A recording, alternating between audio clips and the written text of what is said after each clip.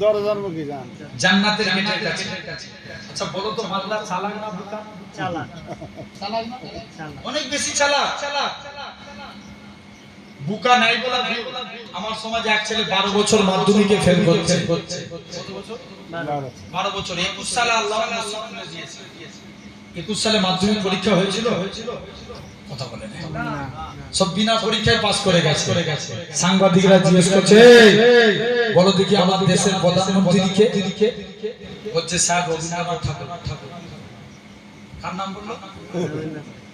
আর দেখো চালাক এক লোক মসজিদে বসে বসে শুধু আল্লাহ আল্লাহ জিকির করছে। হুজুর বলছে আগো চাচা তুমি যে জিকির করো তোমার সংসার চলে কি করে? চাচা বলছে বাবা তুই বুঝবি নি, আমার বাপের যত জমি জায়গা ছিল সব বিক্রি করে দিয়েছি, ব্যাংকে মোটা অঙ্কের টাকা ডিপোজিট করে রেখেছি, সুদ তুলি খায় আল্লাহ আল্লাহ। কি খায়? সুদ তোলার খায়, সুদ খায় আর কি করে? আল্লাহ আল্লাহ জিকির করে। হুজুর বলছে আগো চাচা সুদ খাওয়া গুনাহ করলে তুমি জানো নি? বলছে জানি তো। ওইজন্য ব্যাংকের বই আমার নামে আমার বইয়ের নামে করে রেখেছি, আমি খেয়ে যাব ওর নামে গুনাহ হবে। কত চালাক দেখছেন? বান্দা চালাকি করছে আল্লাহ জান্নাতের গেটের কাছে তো বসলাম, আল্লাহ একবার কি জান্নাতের ভিতরে পা রাখতে পারবনি? আল্লাহ বলবে যা তোর জন্য জান্নাতের দরজাও খুলে দিলাম। জোরে বলো কি আর ডাকবি?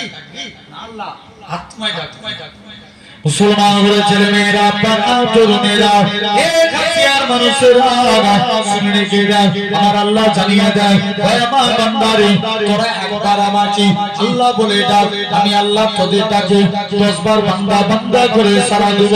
তোরা যদি 2 বার ডাকিস আমি আল্লাহ 20 বার সারা দেব। তোরা যদি 3 বার ডাকিস 30 বার সারা দেব। তোরা যদি 5 বার ডাকিস 50 বার সারা দেব। বান্দারে এরকম ভাবে তোরা যদি আমাকে 100 বার আল্লাহ আল্লাহ বলে ডাকি আমি আল্লাহ তোদের ডাকে 1000 বার বান্দা বলে সারা দেব।